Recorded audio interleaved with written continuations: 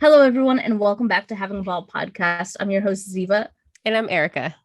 and today we're going to be doing something a little bit different. Today we are going to do Having a Ball podcast presents Hollywood Mysteries. Woo! It We're excited. So, as we mentioned in our earlier episode, and I think we've mentioned it a few times, we're trying to give you the Lucille Ball content that you love, but also different content as well that others might enjoy as well, and that we find interesting and want to talk about.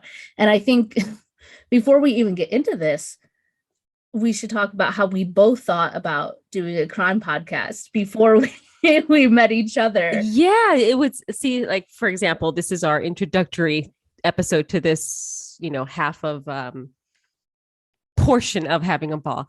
And I wanted to do, without even knowing Ziva, this is a little over a year ago, a episode on George Reeves, kind of a true crime Hollywood mystery. Now, those are a dime a dozen. We see them all over the place, but there's a reason for it because they're fascinating. And so to me, that's what I wanted to do before we started the Lucille Ball podcast, or the I Love Lucy podcast. So I had a whole script right now ready to go and recorded it and everything. And then fate would have it, and I would meet Ziva and we'd be doing this podcast. So, kind of put aside. And I think that's something that you wanted to do too. Oh yeah, I was not so much the Hollywood mysteries and things like that, but just all cases in general. Really, I'm just super interested in all of that. I actually considered being a profiler. Okay. Oh. Yeah. So going through that and the psychology and all of that. So I have some. Yeah, and I think it's like I mentioned. I mean, CrimeCon was just happening in Las Vegas, and podcasts have exploded over the last couple of years, with true crime, Hollywood true crime, normal everyday people true crime. And so that's what we're doing. And what I like is that we're starting off kind of like in an old Hollywood format. Maybe not always, we're not sticking to that. Perhaps we'll move around, but yeah, I think this is a nice, and we can always find a connection to Lucy. Like, for example, George Reeves has a connection to Lucy. Yes, this is a little, episode on George Reeves, which of course was not the first, but the second Superman. And so the first one was Kirk Allen was the one who did Superman first.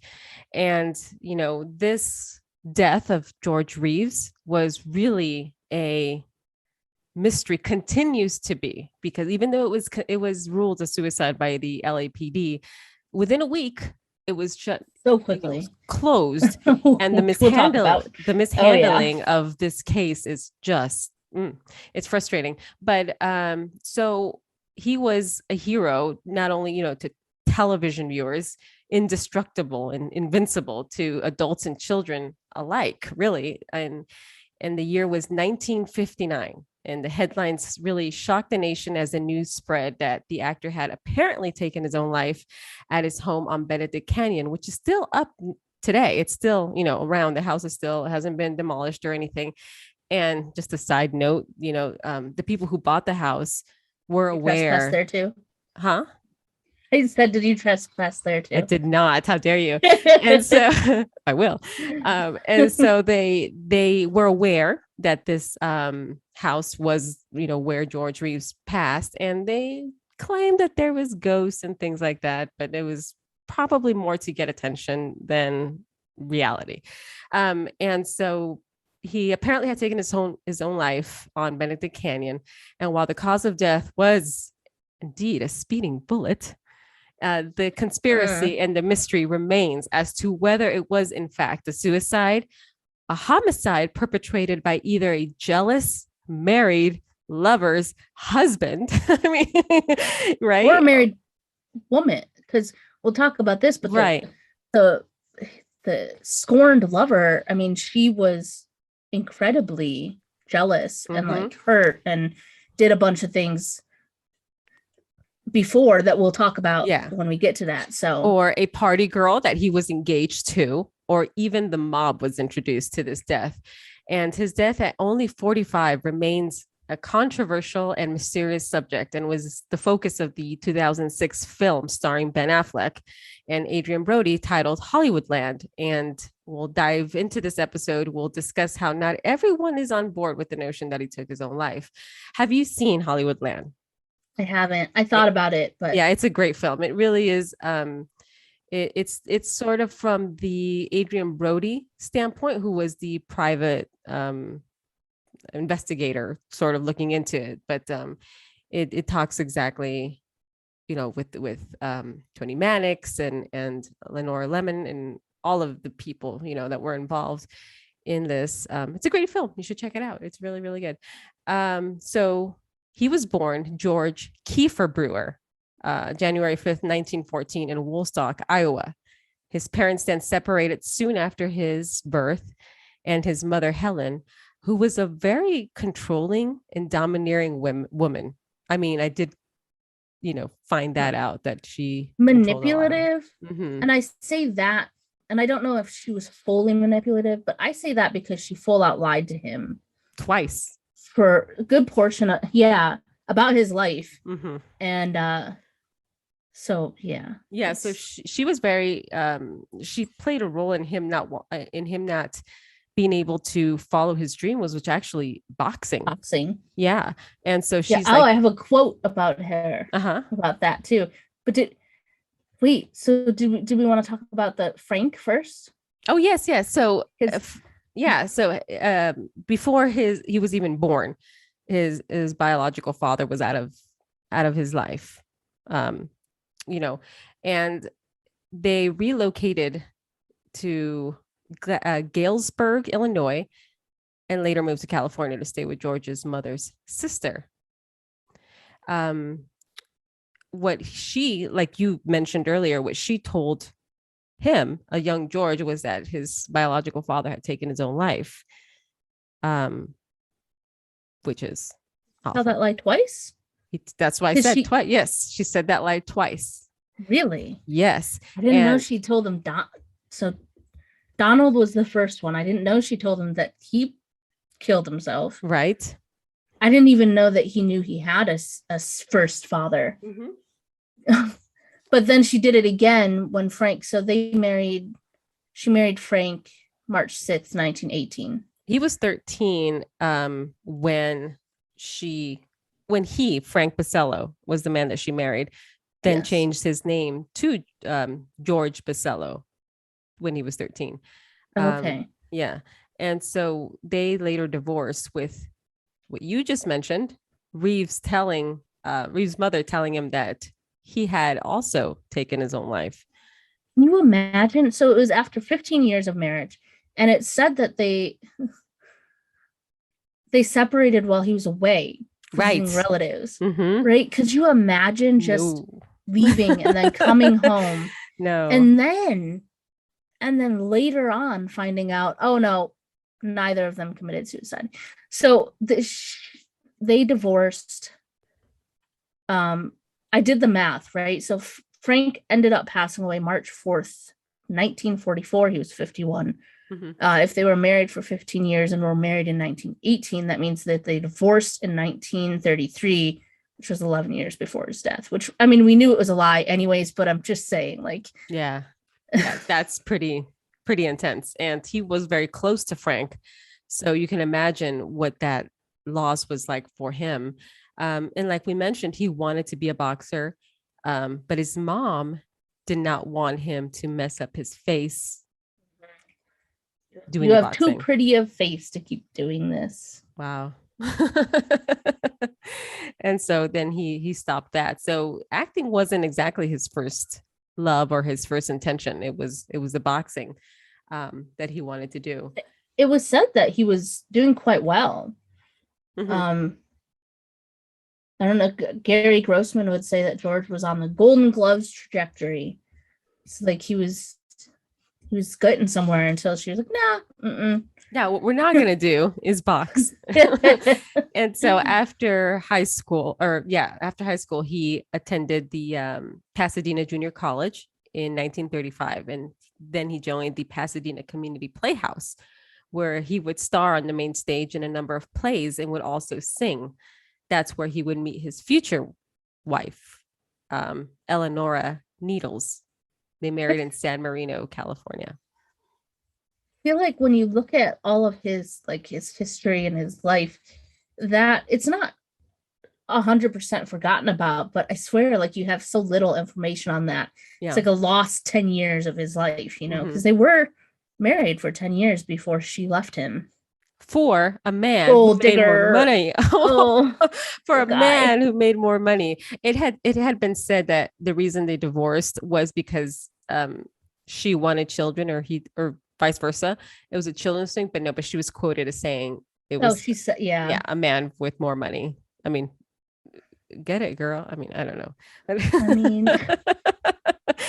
But yeah, so after, like you said, 10 years later, they divorced. His film career began in 1939 when he was cast in a minor role in Oh Nothing, Gone with the Wind. Imagine oh, that being nothing. your starting role. It's not like a commercial. It's not like a walk on line. It's Stuart Tarleton, one of Scarlett O'Hara's suitors in Gone with the Wind. But was it big enough? Do you think that that role is big enough to change your name Alive. over? Well, if you sign away your rights, it doesn't matter because that's exactly what he They did. thought it sounded better, maybe? Perhaps it was perhaps. I mean, it Reeves has a big connection to the Superman, so maybe it was written in the stars to have the name Reeves. Who knows? But Maybe. in of course, that was, like you mentioned, Warner Brothers, and that was with Vivian Leigh and Clark Gable. So it was a huge, huge move for him to be part of. And this After this was before he got the contract with them, right? Because he goes back to the Playhouse to play in what, Poncho? Yes, but And that's when he kind of gets the name change didn't happen until after the movie premiered because his credit was not under George Reeves. really. Yeah, Oh, so okay. after the Huh. movie premiered, that's when Warner Brothers, Jack Warner's changed his name to George Reeves. He would then go on to star in more films. He starred in two with Ronald Reagan, and in 1941 he did a movie called Lydia, which was a failure, and that's what made them release him from the contract. After the failure of Lydia is the name of the movie.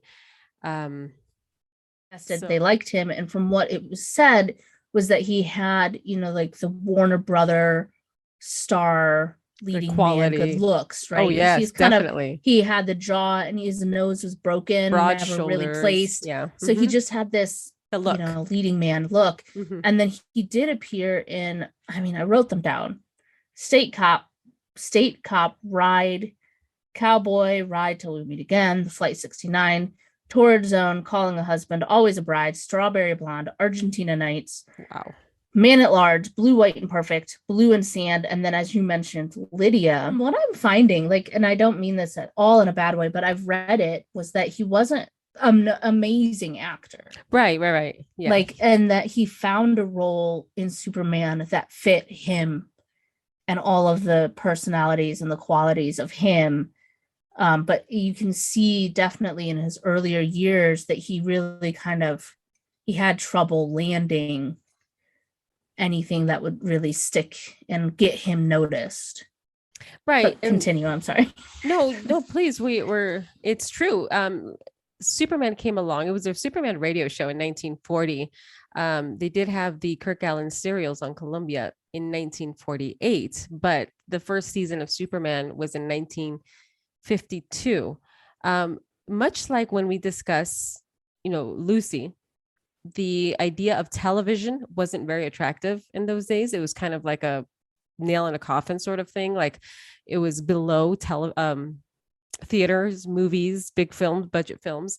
So the idea of being on television to him wasn't as exciting at first to become, Superman.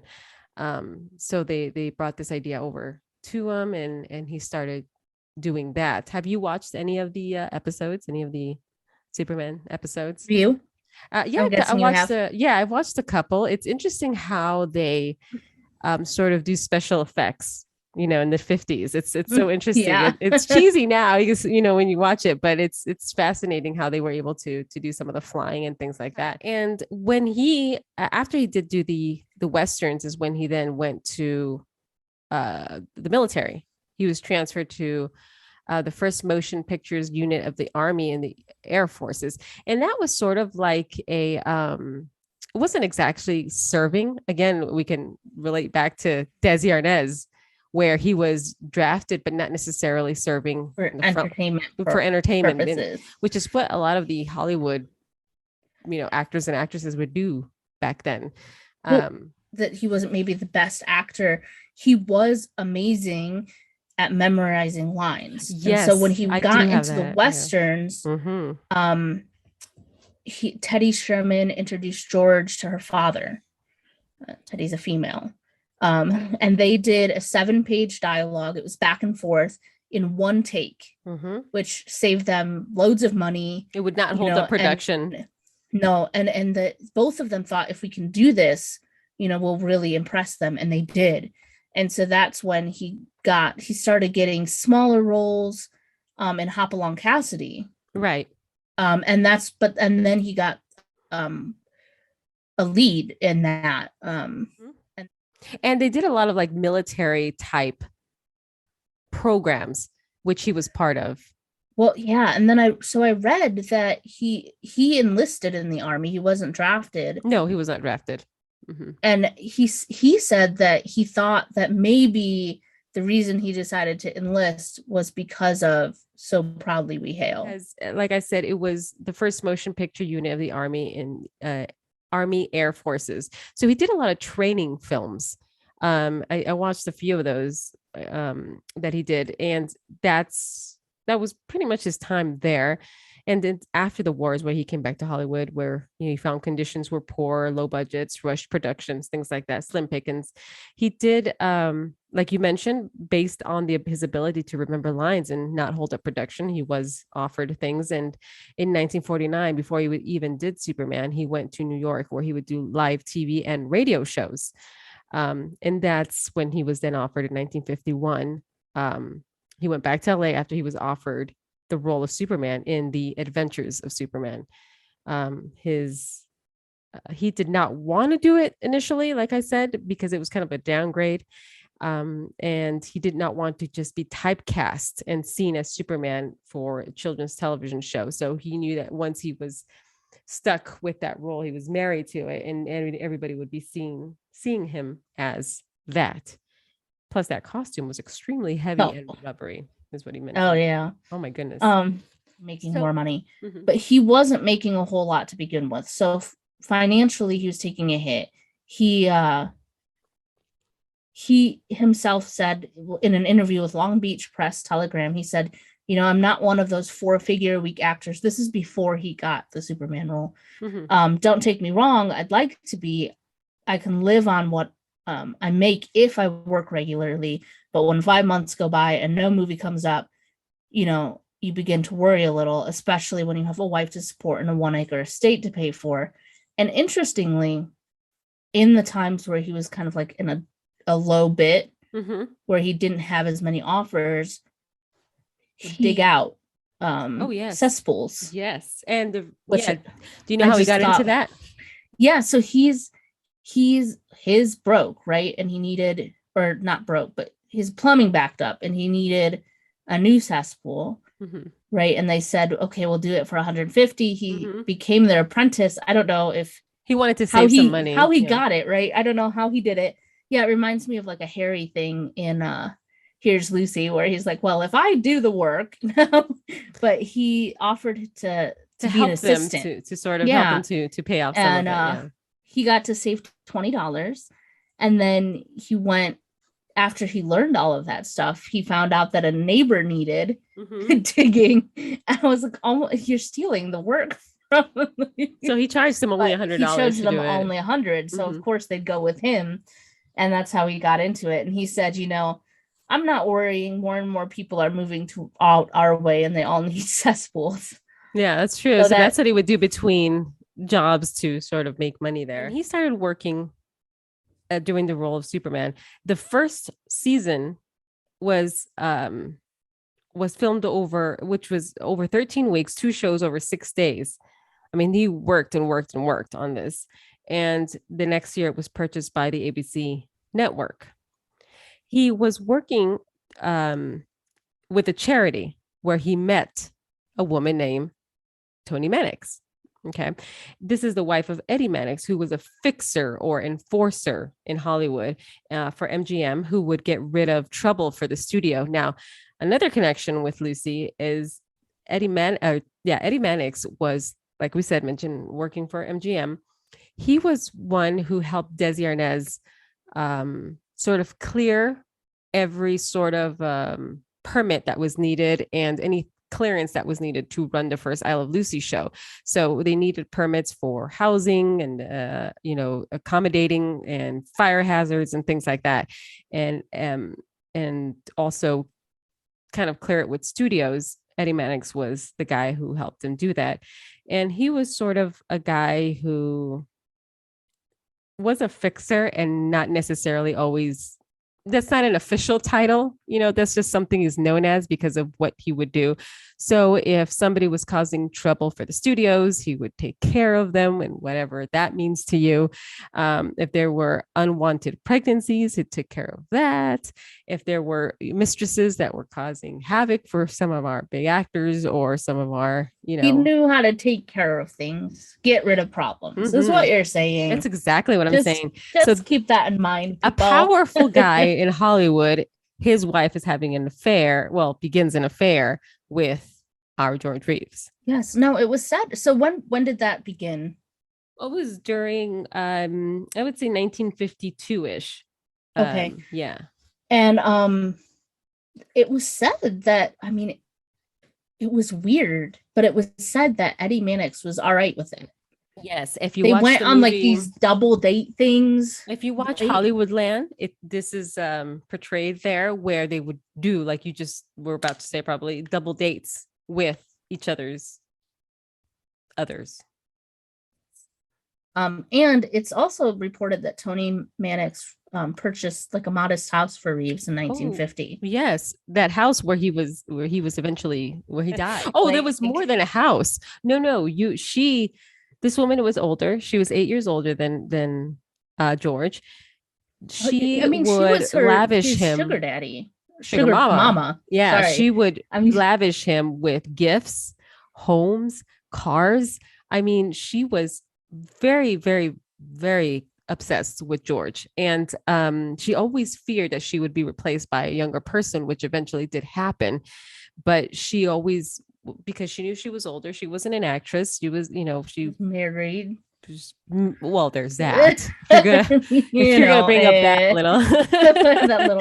little tidbit, and so, like you've mentioned, though, I don't know if it was a cheaper to keep her situation, but they were all okay with this arrangement. And what was interesting is when we get later on to the death talk, is that he was okay while his wife is happy.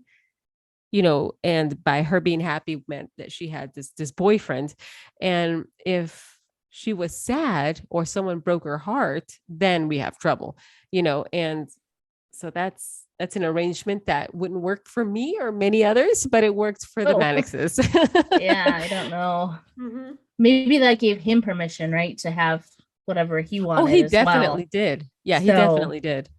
I do have to say that's a very open position to openly be okay with the woman sleeping around. Yes. In the relationship. Mm-hmm. And it wasn't something that was not known, at least to people in Hollywood. So you're right. It was 1948 when he first met Toni Mannix. I don't know why I think 52. I was thinking about the show in New York. She was a ex-Ziegfeld girl, which if we know anything about old Hollywood, a lot of these starlets started off being Ziegfeld girls. And she did promise him, according to a book called The Behind the Crimson Cape, roles that never happened. So she didn't really do much for him. I think his reasoning for being with Toni was probably, one of that would benefit him to get roles and things like that, because she had connections to Hollywood. It never did happen outside of Hollywood. After World War II, nothing happened He'd thanks to also her. lost his life, not his life, his wife, yeah, to the extent that she left him. And so I think that maybe he was looking for that type of relationship bad. And So all because she was a very jealous woman. Because as his stardom grew, as more attention, he was getting much more attention. Of course, it's not just from children, but from women. And so she would always panic that he would look in another direction and she would just be discarded. And back so to her husband, back to her husband. which again, sorry. It's a bizarre idea. It really is. But Yeah. So should we talk about the role of Superman for a while? Sure. Since that's such a Absolutely. big, I mean, he was Superman, Right. but he wasn't. And I don't want to say that because he actually really didn't like when that was said. And that was one of the things that ended up Mm-hmm. causing him his own personal turmoil, was the fact that a lot of things were like, and we'll talk about it, but like Superman gets in a car crash, or and it's like, but no, George Reeves got in a car Right. crash, and Mm-hmm. he was like, I'm my own person, so I think just on a side, can you think of an actor or actress today that is happening to them? They will always be that person, even though they have tons of other roles, because that's their main big one. I feel like there definitely are. I did read that Jeffrey in Game of Thrones Okay. was so good at what he did Mm-hmm. that people hated him and gave him like death threats and things like that. Oh no. And so he actually had to step out. He's coming back into the Hollywood light, but he had to take a step back because there was so much backlash. And not because they hated him as a person, but because they hated his character. He played the role a little too well. Yes, they had a really hard time. So it's not what you're saying exactly, because he's going to be able to do things. I do know that Daniel Radcliffe and a lot of the Harry Potter yes, children had a hard time become, and I know that Daniel Radcliffe was like, I started taking every weird role that I could get, kind of perhaps just like break away, right? Miley Cyrus and Hannah Montana, where all those children stars. Yeah, that was who they were. They try to go more wild later to prove that they're not this person and change. So yeah, he again portrayed in the movie Hollywoodland, it shows that he hated the idea of being stuck to this particular role, but he would turn it on and off like this because he knew how much the children loved that character. It's so funny, not funny really, it's actually quite scary, is he would do a lot of these appearances with children, and there was a point where a child actually brought a loaded gun to see him and to see if he could stop a bullet, because Superman can stop a bullet with his chest, and so he told them that he had it. Again, this is portrayed in the movie as well, and so he kind of had to talk him out of it. The idea, though, that this child would have shot him, it's pretty scary. And I mean, I also read that like children would like stick him with pins and things like that, to like punch him to try to see, but he also, on the other note, he had a really big heart for these children. So he would go and he would, go to events where there were just a bunch of children, and he would talk to them. He would answer their questions a lot, and he was pretty honest with them. When they asked how he could fly, I think they had it was 6 seasons, right? And after that, there wasn't much happening for him career-wise. Oh yeah, I mean, because he got typecast as this as Superman. Right. After he did the Superman, he attempted to start his own production company, his George Reeves production company. He thought about directing, and it did not work for him. Again, his connection to Tony Mannix wasn't doing anything for him other than keeping him company and having his bills paid. We skipped over what happened in 1956. What happened in 1956? He was on I Love Lucy. Oh, yes, of course. Oh, Well, no, no, no. Well, see, I was just we're going to connect and marry our shows here. Yes, he did various appearances and one infamous appearance on I Love Lucy, which we love. Of course, playing Superman.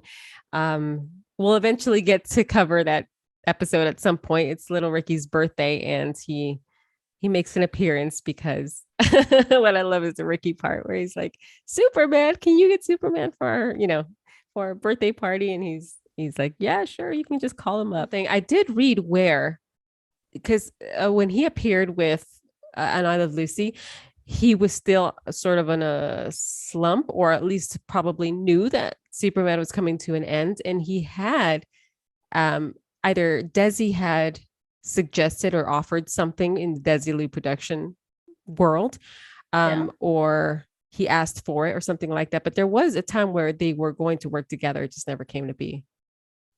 And I was gonna say, I mean, he was young. There was still so much potential, and he was 40. And when we get 45, when we get into his, a little bit more about the timeline of that night.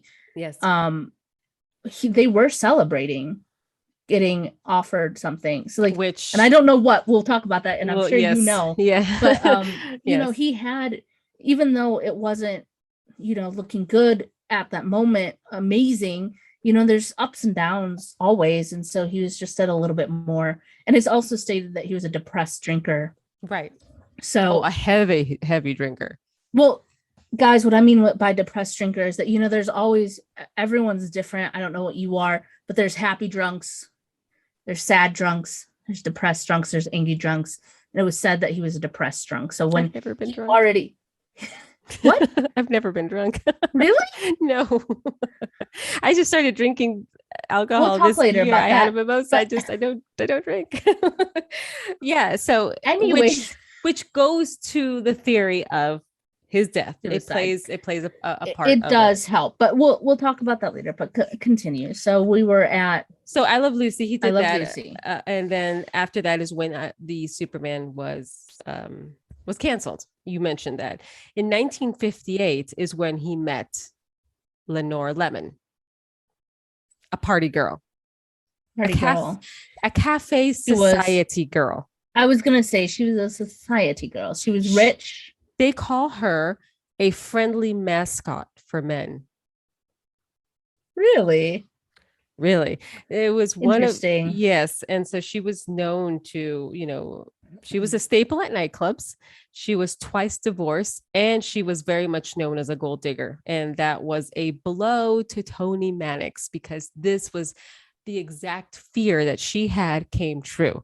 Not only was she being replaced, which is, heartbreaking as it is. Yes, she's buried, but small potatoes. That's a piece of paper, right? Yes. And she was younger. She was wild, and she was just, probably the opposite of her. I think she was much, Tony was, his nickname for Tony was Ma. So it tells you that, her lifestyle was, she was older. So her lifestyle was probably much more laid back, much more relaxed, probably just wanted to have a home with him. If she could divorce her husband, Eddie, she probably would have, and stayed with him, just have a comfy, relaxing life. And Lenore was the complete opposite of that. So I know that it's a decade they spent together. Tony Mannix and George Reeves. It was a whole decade, and he immediately became engaged to Lenore, which again, it was probably a huge blow to her. Yeah. And so I'm going to say this. People can think what they want because they were together for a long time. But if George wanted to settle down, he was never going to be able to do that with Tony Mannix. And I think he knew that, right? They could have this affair relationship. I'm this younger affair relationship, but they were never going to have, if he wanted children, if he wanted to settle down, marriage, that type of life, he wasn't going to have a true thing, but so Tony started harassing the couple. Now, fun fact, Lenore Lemon, if you've ever seen Breakfast at Tiffany's, the Truman Capote, the Honey Go Lightly character was based on Lenore Levin. It was written based on her. Interesting. Okay, so go ahead. So I know I found somewhere like some of the harassment, but I can't find it now. Do you know off the top of your head? I think like their dog went missing. Yeah, she had purchased a dog for George, and she was so upset that she kidnapped or dog napped the dog, Oh, okay. which was his love. I mean, he adored this dog, and so she sort of took that dog back, and so that was kind of And there were other things that yeah, led them to much more led him to malicious things. restraining order against her. Right. June 16th, 1959 is when he's June. found dead. This is where we start. June 15th. So Now, yeah, yeah, now we get into the actual the nitty mystery of it gritty of all. this case, right? June 15th, 1959. Now, they were at Paul's Steakhouse on Doheny in LA. He went to dinner with Lenore. There was drinking. There was a piano bar. While Lenore was friendly with everyone, they were both heavily drinking at the time, witnesses said, and they go to the valet to wait for the car. They're arguing about their upcoming nuptials. It was a heated situation. So they, at the valet, they were both, yelling, arguing, upset, or perhaps she wanted to marry ASAP. He was kind of stalling it. And so this was witnessed by the pianist that was there and also the valet attendant. Here's what's crazy. He was 2.7 was the what his blood alcohol level was, which is twice the legal limit, which is insane to think that this man was able to drive his vehicle up. Now, if you know anything about these canyon streets up in Hollywood, they're very windy and they go up. And I mean, just sober is hard enough. If you're tired or sober, it's hard enough to kind of manage these streets. It's up to you to kind of decide, did he drive himself or did someone drive? Depends on how heavy of a drinker he was. So, and how consistent. Well, I guess according to what they had, they're saying that it was almost virtually impossible to drive without causing a crash, without going off this windy road. Again, they're very narrow, the road to his home. And they said that Lenore was nearsighted. So they're wondering, she didn't drive.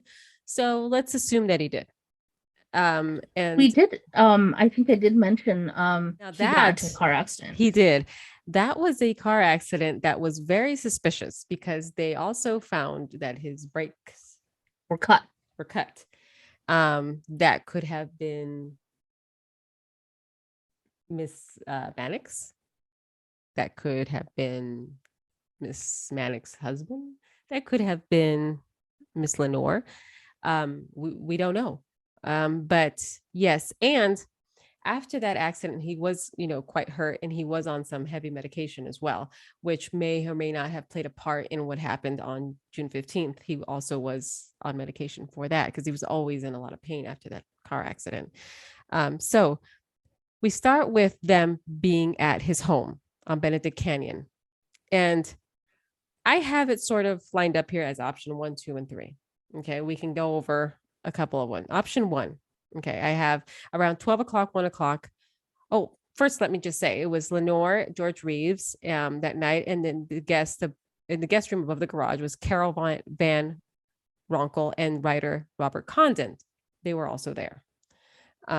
Around 12 or 1 o'clock, William Bliss came over to the party. Now, William Bliss was the only one who wasn't really a friend of theirs. Like he wasn't really familiar with him. So just this random neighbor came over to hang with them. Okay. Yeah. And he's also the one that went and found the body and was the only one who reacted like, maybe we should go see if he's okay. The stranger, the one who wasn't familiar with him, as opposed to the friends and the girlfriends, which is bizarre. So around 12, 1 o'clock, William Bliss comes over to the party. Reeves was upset about all the noise that's going on. Like, I'm trying to sleep, right? He probably was exhausted from the drinking, who knows?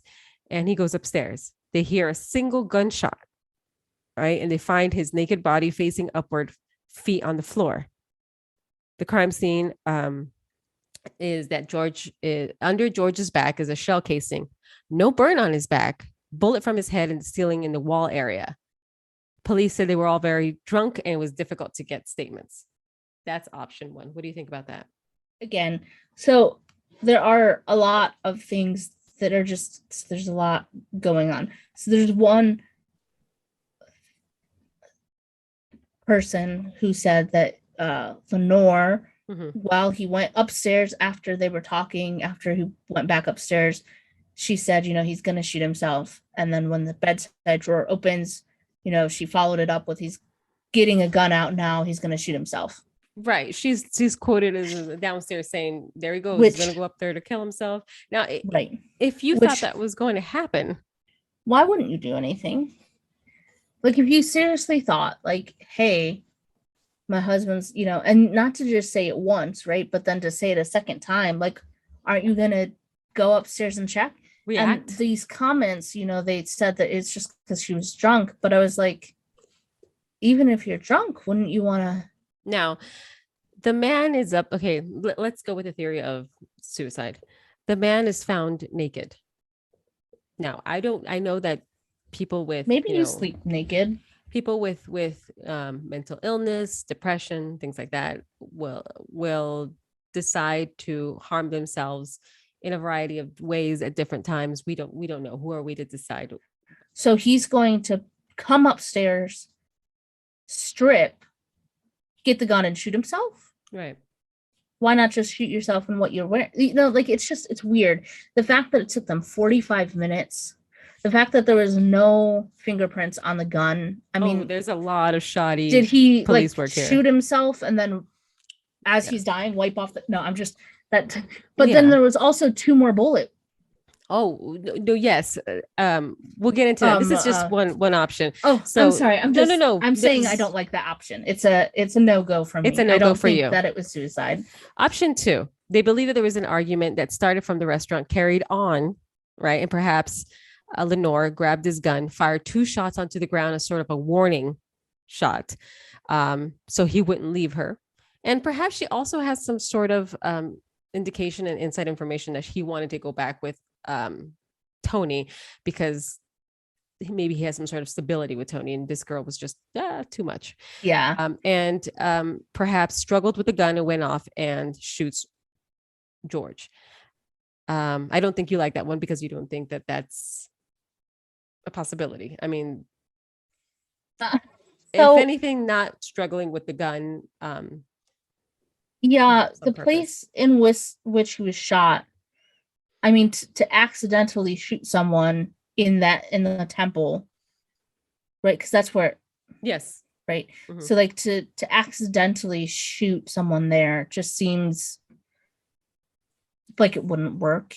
Right. But it's hard for me. So maybe not an accident, but I could see it maybe being a murder from her. Option 3, which is the lesser believed, is. But there's also something to it, is that a hitman was hired on the order of Eddie Mannix, who was believed to have mafia ties because of the pain that he caused Mrs. Mannix. Now, or that Mrs. Mannix did it herself, that Tony did it herself. Somehow she snuck into the house and was able to gain access to his room and waited and shot him. How she left, I don't know. They've seen the window layout. It's almost impossible to do that, but who knows? They were also drunk. They were very inebriated. And they yes. Didn't go up for 45 minutes. Yes. Now, the terrible police work comes in here because the reason we have all these random information is because how quickly this case was closed. Within a week, it was considered a suicide. That's it. We're done. Okay. The guy took his own life. There was no gunshot residue on his hands. Now, what sort of black magic did he perform that he was able to not? And they said perhaps he showered or someone. Well, I guess he could shower post shooting the gun, but I'm saying that someone washed him off, and they said that that's not always foolproof. That's not always going to be, it's not always going to remove all the residue off your hands. There was no gunpowder, no fingerprints on the gun. Okay. It was a 30 caliber Luger knockoff. Yeah. And And people say that it was too recently oiled to retain fingerprints, and yeah, which I don't yeah, know. that there were no calls to the police for 60 to 80 minutes. Now, why? Why would you not call right away? And there was no proof of any rearranging. And unfortunately, everybody from the story is dead. You know, we're never going to know. Um, and so the suicide story was never okay with anybody who knew George, especially his mother, who was his biggest defender in this. There were sort of conflicting stories about a seventh season, but there was, when you speak to his co-star, who was Lois Lane, Phyllis Coates, she says that they were working on something together. And he was very excited, looking forward to it. So there's no reason for him to want to take his own life. And his mother said there's no way that he took his own life. You know, she immediately pointed the finger at Lenore. So, so yeah, so we have, which of the two do you want to look at, Lenore, or do you want to look at Eddie Mannix first? Let's start with the least plausible. Let's go with Eddie Mannix. Eddie Mannix. Okay, so you say the least plausible, but I don't know if I fully agree. But the temper that, and I personally, like, if I'm thinking she was the one who was slighted, I almost, and Tony Mannix, I almost feel like she would be the one that would want to kill him. She would have more of the I reason. feel like she would have the reason. She would be the one that killing. would really, push for that, I guess. Not push for it, but like want that. In the heat of heartbreak, perhaps she exactly. Not like, if I can't have you, you know, I don't want anyone else to. It was in 1999, Ed Losey claimed that before her death, a bedridden Tony confessed to a priest, right, that she had George killed. So I guess that would say, to your point, that she had a hitman, which I guess, again, if she didn't want to get her hands dirty, more, and that she, you know, none of those people were still alive anymore. So now she felt safe to talk about it. Because everybody was gone. Because everyone was gone, and she confessed because she was terrified about going to hell. Now, what's interesting is that night, to this same theory, Phyllis Coates, who played Lois Lane on Superman Adventures, received a call at 4:30 in the morning from Tony, stating and yelling, "Our boy is dead. The boy is dead. Our boy is dead." How was she so aware of it so immediately at 4:30 in the morning? It's not like they just texted her. Did she immediately have a source down at the police station that let her know of this event, or did she have some prior knowledge to it? And I think it was going to happen. That was going to happen, or that it was possibly done. Mm-hmm. You know, and it's for a tabloid TV show, so we have to keep that in mind as well. Yeah, I think it was Entertainment Tonight, I think, or Unsolved Mysteries. Extra. Okay. It's called Extra. Yeah. So, though I believe that she had the means to do it, and she had the reason, the motive. The motive. So she had means and motive. I am also leaning towards Lenore. Yeah, so the Lenore theory. Again, like we mentioned, that she was probably upset about the fact that he was either breaking up with her, it wasn't going her way, he wasn't marrying her as quickly as she wanted, maybe he wanted to get back with Tony, a variety of reasons, or just being drunk and stupid, doing something ridiculous. They got into a fight and she murdered the guy. Now, here's what's interesting. The terrible police work here is that after the death occurred and it was sealed off, Lenore actually broke the seal to go pick up these traveler's checks that only she was aware of, that supposedly were going to be for a honeymoon. Right. And so she went and grabbed these traveler's checks and just hightailed it back to New York within that week. And again, there were gunshots holes underneath the rug of where he laid. And she said, oh, it's just something that we accidentally did. And the cops were like, okay, and sort of accepted that reasoning as to why there were more gunshots underneath him. The mother sent a telegram to the funeral home. Now, I say funeral home because they sent the body to the funeral home before they sent it to the morgue, which is completely unusual. And they embalmed the body before performing an autopsy. And you know what embalming does to a body? It makes it almost impossible to perform an autopsy. Right. So, and he had wounds that were not accounted for. And there were, like kind of bruises and bumps and things like that. She sent a telegram to the funeral home and said, do not cremate him until I get there. She was his next of kin. They cremated him before she got there. Oh, wow. Yes, without her Like approval. they maybe had something to hide. Now, to cremate a body, you need approval. Okay. And so you would do it, if it's a wife, it'd be a husband. If it's a child, it'd be a parent. Here, it would be her. She did not approve of this. So who did? Someone signed off for the cremation of this man's body. So the mother immediately hired an attorney, of course, to find out what the heck just happened. Lenore Lemon travels back to New York within a week. And that's that. And, you mentioned earlier about auto accidents. There were other potential attempts on this man's life, Right. Which, that's what he was on medications for. I think we spoke of that because of the auto accident. So those are the mysterious options that are left for this man's death. And he is currently interred at the Mountain View Cemetery and Mausoleum in Altadena, California. I think I should go out and visit that. I've seen a few graves and never seen his, but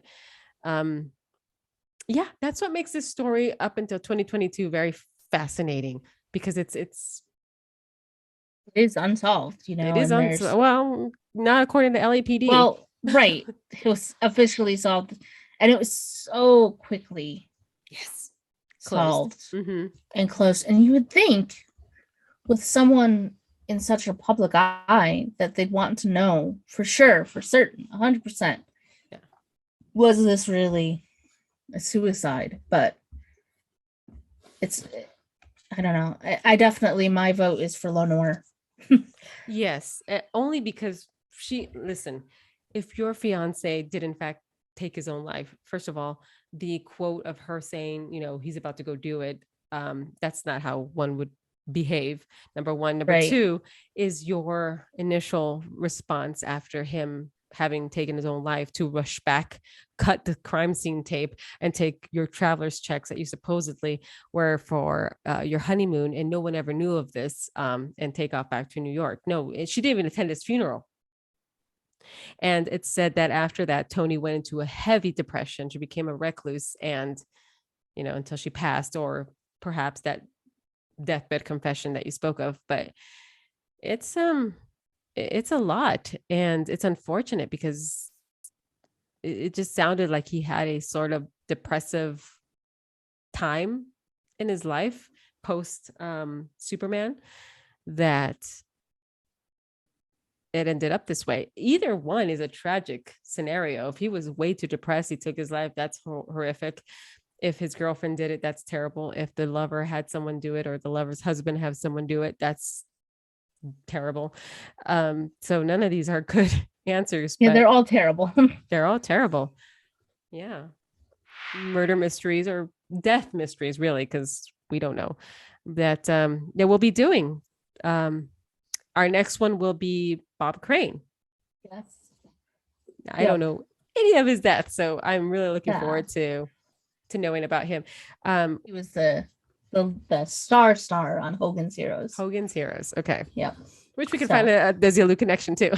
Yes. And we'll talk about that when we do this next episode. So yeah. So thank you guys for listening. Let us know what you think of these these stories. Let us think happens. Yeah. And suggestions for any more, because I enjoy looking these up. These are fun. Yes. Yeah. So thanks, guys. And find us on Having a Ball Pod on Instagram, Twitter, TikTok, YouTube, Facebook. all the everywhere. places, everywhere. Bye, guys. All right, bye.